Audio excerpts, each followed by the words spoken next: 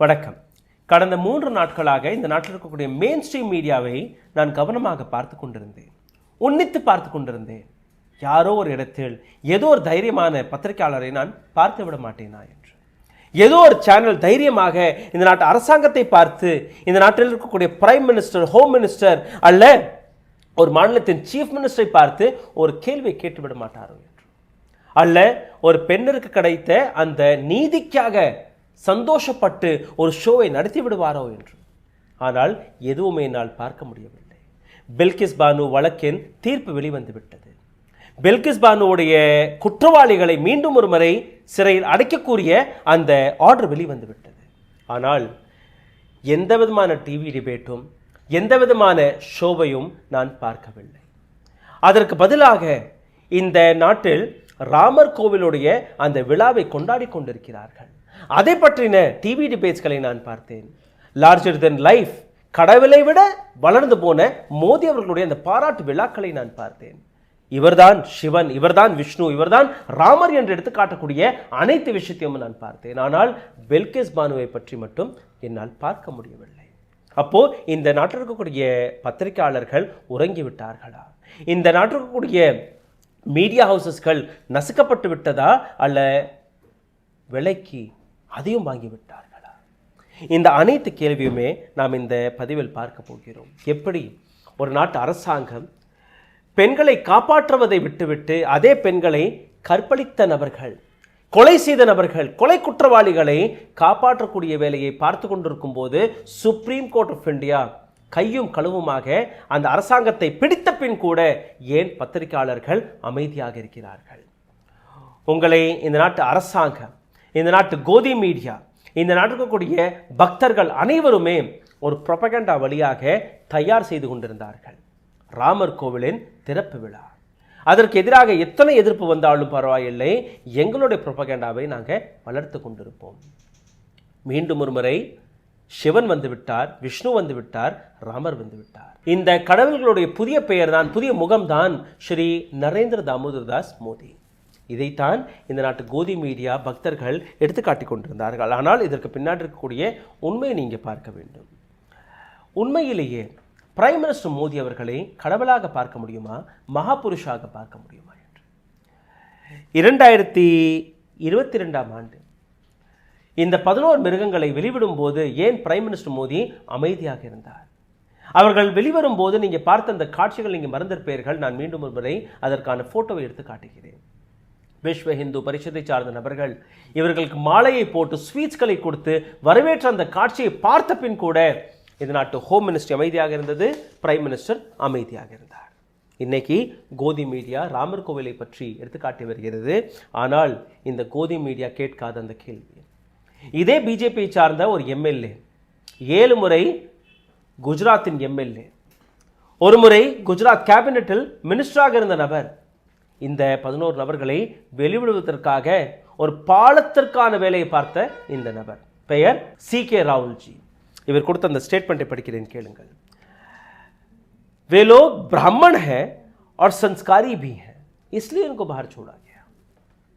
இந்த நபர்கள் பிராமணர்கள், இந்த நபர்கள் ஒழுக்கமான நபர்கள், இவர்கள் தவறு செய்திருக்க மாட்டார்கள். அப்படி இருந்து கூட இவர்கள் தண்டிக்கப்பட்டார்கள். அதனால் இவர்கள் வெளிவருவதில் எந்த விதமான தவறும் கிடையாது. யார்?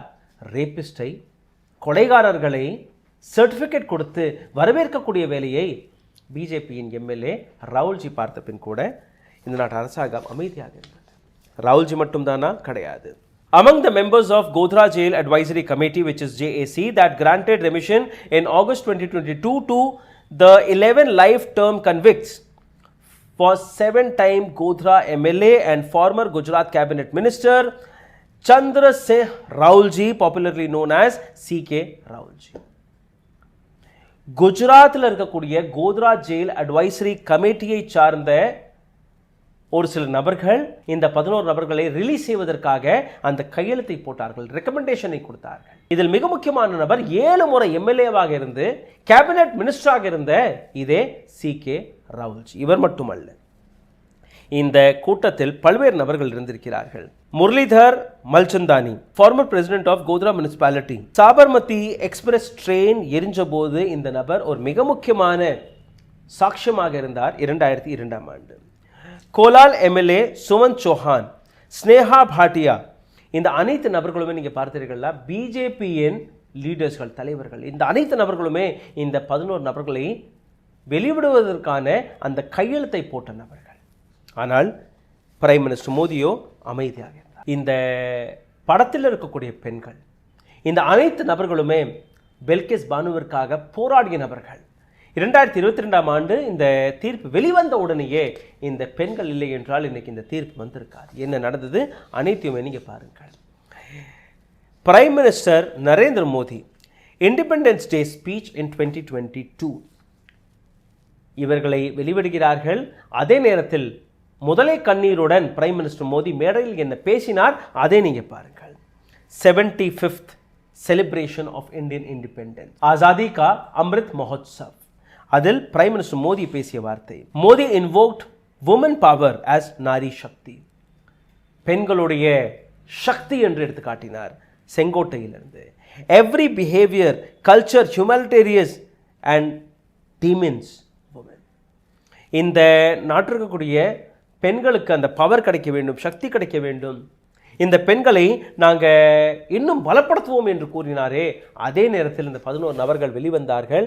அமைதியாக இருந்தார் prime minister Modi. Murdering at least 14 of 2002 Gujarat riots, 3 rapes including a child's murder. 14 நபர்களை கொலை செய்தது மட்டுமல்லாமல் 3 பெண்களை கற்பழித்து கேங் ரேப் செய்து பெல்கிஸ் பானு கையில் இருந்த அந்த குழந்தையை தரையிலே அடைத்து கொன்ற இந்த மிருகங்கள் இவர்கள் வெளிவிடப்பட்டார்கள் ஆகஸ்ட் 15ஆம் தேதி 2022ஆம் ஆண்டு. பெல்கிஸ் பானுவின் குற்றவாளிகளை பாராட்டிய போது பல்வேறு பெண்கள் கொந்தளித்தார்கள். அதில் மிக முக்கியமான பெண்கள் சிபிஎம்ஐ சார்ந்த ஆக்டிவிஸ்ட் சுபாஷினி அலி. நேரடியாக மற்ற பெண் ஆக்டிவிஸ்ட்களை கலந்து கொண்டு இந்த விஷயத்தை சாதாரணமாக விடக்கூடாது, எப்படி ஒரு பெண்ணுடன் நடந்த இவ்வளோ பெரிய துரோகத்தை இந்த நாட்டு அரசாங்கம் அனுமதி கொடுத்தது, எப்படி பிரைம் மினிஸ்டர் அமைதியாக இருக்க முடியும், எப்படி ஹோம் மினிஸ்டர் இதை சப்போர்ட் செய்தார் என்கிற அந்த கேள்வியுடன் Subhashini Ali, former professor Roop Rekha Verma, journalist Revathi Lal, 3 பேருமே ஒன்றாக சேர்ந்து முதல் முறையாக சுப்ரீம் கோர்ட்டில் இந்த வேர்டிக்ட் எதிராக, இந்த ரிலீஸ்க்கு எதிராக சேலஞ்ச் செய்தார்கள், பெட்டிஷனை போட்டார்கள். Gujarat government remission release order, இதுக்கு எதிராக இதை சேலஞ்ச் திஸ் ஆர்டர். இது மட்டுமல்ல, எதிர்பாராத முறையில் இந்த நாட்டில் இருக்கக்கூடிய சீனியர் ஜேர்னலிஸ்டான கபில் சிப்பல் மற்றும் அபர்ணா பட் தானாகவே முன் வந்து பெல்கிஸ் பானுவிற்காக நின்றார்கள். இவர்களை நீங்கள் விட்டிருக்கக்கூடாது, இந்த 11 நபர்கள் தவறாக வெளிவந்திருக்கிறார்கள், இவர்களுக்கு எதிராக நாங்கள் ஒன்றாக போராடுவோம் என்று. ஜனவரி 8 சுப்ரீம் கோர்ட் கொடுத்த இந்த வேர்டிக்ட், இந்த அனைத்து நபர்களுமே ஒன்றாக போராடியதற்கான அந்த ரிசல்ட் மட்டும்தான்.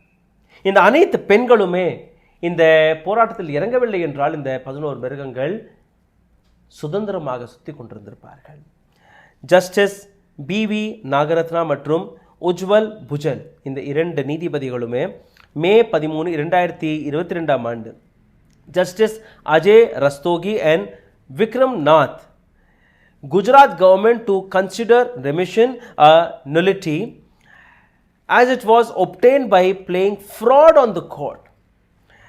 மே 13, 2022ஆம் ஆண்டு எந்த நீதி என்கிற பெயரில் தவறான நீதியை வழங்கினார்களோ நேரடியாக குஜராத் அரசாங்கம் ஒரு ஃப்ராட் செய்திருக்கிறது.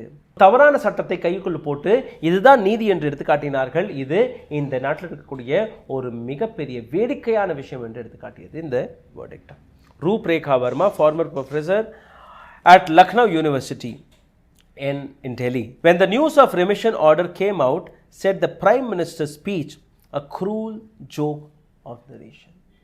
இந்த 11 நபர்களை வெளிவிடும் போது Roop Rekha Verma, former professor of Lucknow university, இவர் கொடுத்த அந்த ஸ்டேட்மெண்ட் இந்த நாட்டில் நடக்கக்கூடிய ஒரு மிக கேவலமான கொடூரமான ஒரு விளையாட்டாக இது மாறிவிட்டது என்கிற அந்த ஸ்டேட்மெண்ட்டை கொடுத்தார். பிரைம் மினிஸ்டர் மோடி அழுது கொண்டு அவர் கொடுத்த அந்த ஸ்டேட்மெண்ட் இந்த நாட்டு பெண்களுக்கு எதிராக நடக்கக்கூடிய அந்த வயலன்ஸை நான் தட்டி கேட்பேன் என்று. ஆனால் இவர்களுடைய கட்சியை சார்ந்த நபர்களை, இவருடைய கட்சி, இவருடைய அரசாங்கமே இந்த 11 நபர்களை வெளிவிட்டது. ரூப் ரேகா வர்மா இங்கே மட்டும் நிற்கவில்லை. She then discussed the development with some of her friends and associates, and the idea cropped up collectively to explore legal options. உடனடியாக ரூப்ரேகா வர்மா தன்னுடைய கொலீக்ஸ், தன்னுடைய மற்ற நபர்களோடு கலந்து பேசிய போது இதை சாதாரணமாக விடக்கூடாது, உடனடியாக இதற்கான லீகல் ஆக்ஷன் எடுக்க வேண்டும் என்கிற அந்த முடிவிற்கு வந்திருக்கிறார்கள். Although by the time we had enough examples to not look at the court with much of hope, but there was no other door to knock on apart from the petition in the Supreme Court. பல்வேறு நபர்கள் எங்களை தடை போட்டார்கள், நீங்கள் கோர்ட்டுக்கு போனாலும் ஒன்றுமே நடக்காது, எல்லாமே அரசாங்கத்தின் கண்ட்ரோலில் இருக்கிறது, நீங்கள் உங்களுடைய நேரத்தை தான் வீணாக்குகிறீர்கள், ஆனால் எங்களிடம் வேறு எந்த வழியுமே கிடையாது, சுப்ரீம் கோர்ட்டை தாண்டி வேறு எந்த வழியுமே கிடையாது, அதனால் பில்கிஸ் பானுவிற்காக நாங்கள் போராடுவதாக முடிவெடுத்தோம். ஜேர்னலிஸ்ட் ரேவதி லால் இவர் கொடுத்த ஸ்டேட்மெண்ட்டை நீங்கள் பார்த்தீர்கள்னா, they were looking for the third woman petitioner who had some lucus standi in the matter. I was asked I would like to be the third petitioner. 3 petitioner குறைஞ்சபட்சம் அந்த பெட்டிஷனில் இருக்க வேண்டும் என்கிற ஒரு கட்டாயம் இருந்தது. என்னிடம் வந்து கேட்டபோது நான் உடனடியாக ஒத்துக்கொண்டேன். I had written a book, Autonomy of Hate, which is based on Gujarat riot and had been based on Gujarat for a while during after the riots. I feel strongly about this case is I agreed. நான் ஒரு புத்தகத்தை எழுதியிருக்கிறேன், அதாவது அட்டாமி of had என்கிற புத்தகம். குஜராத்தில் நடந்த பல்வேறு ரைட்ஸ்களை பற்றின பல்வேறு ஸ்டோரிகளை நான் எழுதினேன், அதனால் இந்த வழக்கில் நான் ரொம்பவே ஆழமாக ஈடுபட்டிருக்கிறேன், ஆகையால் இந்த வழக்கை நான் ஒத்துக்கொண்டேன் என்று அவர் கூறுகிறார். இதை தாண்டி நீங்கள் பார்த்தீர்கள்னா, திரிணாமுல் காங்கிரஸ் லோக்சபா எம்பியான முன்னாள் எம்பி இப்போ அவரையும் நீக்கிவிட்டார்கள், மஹுவா மொய்த்ரா அவர்கள். இவர் ஒரு பிஐஎல்ஐ போட்டு, இவர் மட்டுமல்ல இவருடைய லாயர் இந்திரா ஜெய்சிங் 2 பேருமே சேர்ந்து இன்னொரு பிஐஎல் போடப்பட்டது. எப்படி இந்த 11 நபர்களை நீங்கள் நீக்கினீர்கள் என்று. ஃபார்மர் ஐபிஎஸ் ஆஃபீஸர் மீரான் சந்த பர்வான் செப்டம்பர் 2022ஆம் ஆண்டு இவரும் ஒரு தனி பெட்டிஷனை போடுகிறார். எத்தனை பெண்கள் பில்கிஸ் பானுவிற்காக களமிறங்கினார்கள் என்று நீங்கள் பாருங்கள். ஜப்தி சோக்கர் மற்றும் மது பண்டாரி இவர்கள் இன்னொரு பெட்டிஷனை போடுகிறார்கள். When she was released, that Banu herself not challenged the remission petition. Bilkis Banu நேரடியாக முதல் முறையாக நீங்கள் பார்த்தீர்கள், அந்த வேர்டிக்ட் வந்ததற்கு பின் எந்த விதமான சேலஞ்சும் செய்யவில்லை. இந்த நாடு எனக்கு நீதி கொடுக்கவில்லை என்கிற அந்த கோபத்தில், அந்த ஆக்ரோஷத்தில் அமைதியாக இருந்து விட்டார் பில்கிஸ் பானு. ஆனால் பில்கிஸ் பானுவிற்காக இத்தனை பெண்கள், இத்தனை ஆண்கள் களமிறங்கி போராடிய பெண் தான் பில்கிஸ் பானு முதல் முறையாக கோர்ட்டுக்கு வந்திருக்கிறார். I was following the case closely, decided to step in when I realized that Bilkis Banu had not challenged the remission order, but she did so later.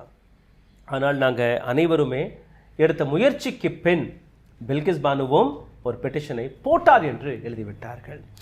இதே நேரத்தில் என்னுடைய இன்னொரு கேள்வி, அந்த நேரத்தில் இருந்த சீஃப் மினிஸ்டர் பூபேந்திர பட்டேல், அப்போ இருந்த ஹோம் மினிஸ்டர், இன்னைக்கும் அவர் தான் இருக்கிறார், ஹோம் மினிஸ்டர் அமித்ஷா, எப்படி இந்த ரெமிஷன் ஃபைலை பாஸ் செய்தார்கள், எப்படி இந்த ரெக்கமெண்டேஷனில் கையெழுத்து போட்டார்கள் என்கிற எந்த கேள்வியுமே இந்த நாட்டு கோதி மீடியா ஏன் கேட்கவில்லை என்கிற இந்த ஆதங்கம் தான் இருக்கிறது.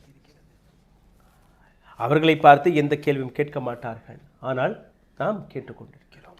Banu move to apex court against the remission order only by November 2022. இத்தனை பேர் பிஐஎல்ஐ போட்டு பெட்டிஷன்களை போட்டதற்கு பின் நவம்பர் மாதம் 2022ஆம் ஆண்டு தான் முதல் முறையாக பில்கிஸ் பானு இந்த ரிலீஸிற்கு எதிராக சேலஞ்ச் செய்து சுப்ரீம் கோர்ட்டுடைய கதவுகளை தட்டினார். ஷோபா குப்தா இதே 20 ஆண்டுகளாக பில்கிஸ் பானுவிற்காக போராடக்கூடிய அட்வொகேட், பில்கிஸ் பானுடைய அட்வொகேட்.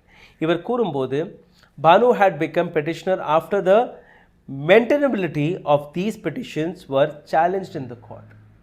இத்தனை பேர் இந்த பெட்டிஷனுக்காக முன் வந்த போது, பில்கிஸ் பானுவிற்காக குரல் கொடுத்த போது தான் பில்கிஸ் பானு நானும் கோர்ட்டுக்கு போகிறேன் என்று வந்தாள் என்று கூறுகிறார்.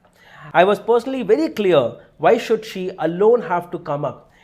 It was not an individual crime, it was a crime against humanity and the barbaric nature of crime. இதற்காக பில்கிஸ் பானு தனியாக போராட வேண்டும்.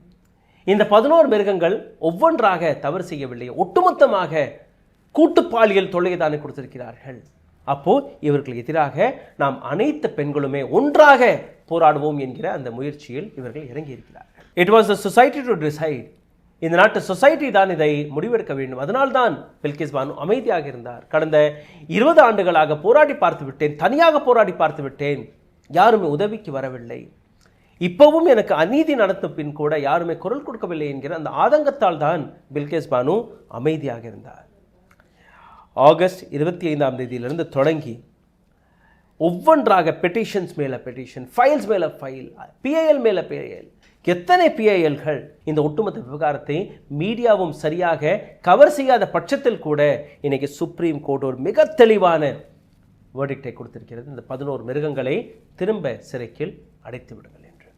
ஆனால் இதற்கு பின்னாடி இருக்கக்கூடிய மிக முக்கியமான காரணம், எந்த அரசாங்கம் மத்தியில் இருக்கிறதோ, எந்த அரசாங்கம் குஜராத்தில் இருக்கிறதோ, பிஜேபி அரசாங்கத்தை பார்த்து சுப்ரீம் கோர்ட் ஆஃப் இந்தியா கேட்ட கேள்வி, நீங்கள் நேரடியாக குற்றவாளிகளுக்கு சாதகமாக நடந்து கொண்டீர்கள், குற்றவாளிகளை காப்பாற்றக்கூடிய வேலையை பார்த்தீர்கள், அதனால் நீங்களும் கேள்வியிலிருந்து தப்ப முடியாது. எப்படி இது நடந்தது? உங்கள் கையில் எந்த விதமான ரைட்டுமே கிடையாது. அப்போ எப்படி குஜராத் அரசாங்கம் இவர்களை வெளிவிட்டது? மகாராஷ்டிரா ஹைகோர்ட்டிடம் மட்டுமே இவர்களை வெளிவிடுவது, அவர்களை சிறையில் அடைப்பதற்கான அந்த உரிமை இருக்கிறது. அவர்கள் வெளிவிட்டிருந்தால் பரவாயில்லை. ஆனால் குஜராத் அரசாங்கம் எடுத்து வைத்த விஷயம் என்ன? கிரைம் குஜராத்தில் தான் நடந்தது, அதனால் இவர்களை வெளிவிடுவதற்கான அனைத்து வேலையுமே நாங்கள் தான் பார்ப்போம் என்று. இந்த கோத்ரா ஜெயில் கமிட்டியில் இருக்கக்கூடிய அனைத்து நபர்களுமே மெஜாரிட்டி பிஜேபி சார்ந்த நபர்கள் அல்ல, பிஜேபி அரசாங்கத்தில் இருக்கக்கூடிய நபர்கள். இவர்களை தாண்டி யாருமே எதுவுமே செய்திருக்க முடியாது. ஆனால் இந்த வழக்கில் அது நடந்தது. Very rarely declare its own judgment as null and void. Supreme court தன்னுடைய ஜட்ஜ்மெண்ட்டையே நல் அண்ட் வாய்டாக எடுத்து காட்டிவிட்டது. அதாவது இது நடந்திருக்கக்கூடாது, ஆனால் இவர்கள் வெளிவிட்டது எப்படி, அதற்கு காரணமாக இருந்த அரசாங்கம் இதற்கு பதில் கொடுக்கதோ இல்லையோ, நாங்கள் இந்த நபர்களை, இவர்கள் கிடைத்த இந்த விடுதலையை ரத்து செய்கிறோம் என்று திரும்ப சுப்ரீம் கோர்ட் இந்த 11 நபர்களை சிறையில் அடைத்து விட்டது. It is also given roadmap to justice. I know they will apply to Maharashtra. We have to wait and see what happens in future, but judgment is milestone and the journey to justice. மொஹுவா Moitra போட்ட வழக்கில் அவர் கொடுத்த இந்த statement, இவர்கள் சாதாரணமாக அமைதியாகலாம் இருக்க மாட்டார்கள். குஜராத் அரசாங்கம் அவர்களுக்கு சப்போர்ட் கொடுத்து வருகிறது. மத்தியில் இருக்கக்கூடிய மோடி அரசாங்கம் இந்த மிருகங்களை காப்பாற்றக்கூடிய வேலையை பார்த்து வருகிறது. இவர்கள் நிச்சயமாக மகாராஷ்டிரா ஹைகோர்ட்டிற்கு போவார்கள். ஆனால் இதுவரை நடந்த வேர்டிக்டாக இருக்கட்டும், இதுவரை வெளிவந்த தீர்ப்பாக இருக்கட்டும், இது மிகப்பெரிய மைல்ஸ்டோனாக மாறி இருக்கிறது. மஹுவா மொய்த்ரா கொடுத்த இந்த ஸ்டேட்மெண்ட். இது மட்டுமல்ல, Bilkis Bano can breathe again. மீண்டும் ஒரு முறை பில்கிஸ் பானுவால் சுதந்திரமாக பயமில்லாமல் சுவாச காற்றை விடலாம். அந்த அளவில் இந்த வேர்டிக்ட் இருப்பதாக பல்வேறு இடங்களில் பல்வேறு ஆக்டிவிஸ்ட்கள், இந்த வழக்கிற்காக போராடிய நபர்கள், இந்த வழக்கை ஃபாலோ செய்த நபர்கள், இந்த வழக்கை ரிப்போர்ட் செய்த அனைத்து பத்திரிகையாளர்களுக்குமே ஒரு மிகப்பெரிய சந்தோஷம், பாராட்டுகள் கிடைத்திருக்கிறது. ஹியூமன் ரைட்ஸ் கமிஷன் இவர்களும் 2002ஆம் ஆண்டு எந்த அளவில் டாக்குமெண்ட்ஸ்களை கொடுத்தார்களோ அனைத்துமே வெளிவைத்து பார்க்கும்போது பில்கிஸ் பானுவுடன் நடந்த ஒவ்வொரு கொடூரத்தையும் எழுதிய பின், ட்ரையல்ஸ்கள் நடந்த பின் கூட எப்படி ஒரு அரசாங்கம், குஜராத் அரசாங்கம், மத்திய அரசாங்கம் இவர்களை வெளிவிட்டது என்கிற இந்த கேள்வியை ஏன் இந்த நாட்டுக்கு கூடிய கோதி மீடியா கேட்கவில்லை, பத்திரிகையாளர்கள் கேட்கவில்லை? ஏன் பிரைம் மினிஸ்டர் மோடி அமைதியாக இருக்கிறார், ஹோம் மினிஸ்டர் அமைதியாக இருக்கிறார், உமன் அண்ட் சைல்டு மினிஸ்டரான ஸ்மிருதி இரானி அமைதியாக இருக்கிறார், ராகுல் காந்தி ஃப்ளைங் கிஸ் கொடுத்து விட்டாராம், பொங்கிய ஸ்மிருதி இரானி அமைதியாக இருக்கிறார். ஸ்மிருதி இரானிக்கு நேர பின்னாடி இருக்கக்கூடிய பெஞ்சில் தான் பிரிஜ்பூஷன் சரண் சிங்கும் அமர்ந்து கொண்டிருந்தார். அன்னைக்கு ஸ்மிருதி இரானி பேசவில்லை. இந்த 11 மிருகங்கள் வெளிவரும் போது ஸ்மிருதி இரானி பேசவில்லை. இவர்களை மீண்டும் ஒரு முறை சிறையில் அடைக்கப் போகும்போது அப்பவும் ஸ்மிருதி இரானி பேசவில்லை. ஆனால் இந்த நாட்டு பெண்களுக்கு நாரி சக்தி என்கிற பெயரை சூட்டி, இந்த நாட்டு பெண்களை நாங்கள் பாதுகாப்போம், இந்த நாட்டு பெண்களுக்காக தான் இந்த நாட்டு அரசாங்கம் உயிர் வாழ்ந்து கொண்டிருக்கிறது என்கிற பல்வேறு பொய்களை கூறக்கூடிய இந்த நாட்டு அரசாங்கத்தை பார்த்து கேள்வி கேட்கக்கூடிய தைரியம் இந்த நாட்டில் இருக்கக்கூடிய எந்த பத்திரிகையாளருக்குமே இல்லை என்பது உண்மையாக மாறிவிட்டது. சிந்தித்து பாருங்கள். நன்றி, வணக்கம். ஊடகம் கார்ப்பரேட் அரசியல்வாதிகளின் கைப்பாவையாக அடிமைகளாக இருந்தது போதும். இனி சாட்டை எடுத்து சுழற்றும் நேரம் வந்துவிட்டது. ஊடகம் பொதுமக்களாகிய உங்களுக்காக, உங்களாலேயே இயக்கப்பட வேண்டும். ஊடக சுதந்திரத்திற்காக உங்களின் பங்களிப்பை இன்றே அளித்திடுங்கள்.